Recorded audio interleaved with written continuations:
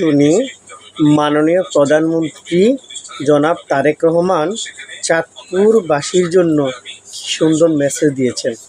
সেই মেসেজটি চলুন আমরা একটু শুনি। আমরা বর্তমানে চাঁদপুর সরকারি কলেজে প্রায় 17,000 শিক্ষার্থী আছি, কিন্তু সেই তুলনায় জায়গা অনেক কম।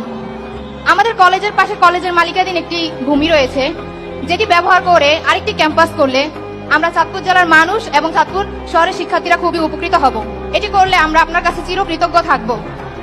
মাননীয় প্রধানমন্ত্রী, আপনার কন্যা সন্তান জাইমা রহমানের মতো আমরাও আপনার সন্তানের মতো।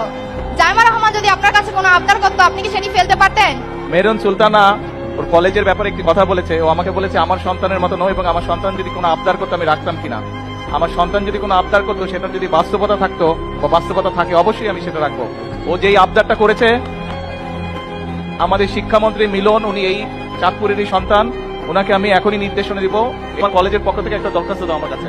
ওখানে যাও, গিয়ে প্রিন্সিপাল স্যারের সাথে কথা বলে একটা দরখাস্ত দাও, তারপর আমি দেখছি। সরকার থেকে কিছু আইন কানুন আছে, কাজেই আমরা চেষ্টা করবো সম্ভবত যাচাই করে বাস্তবায়ন করতে। ঠিক আছে?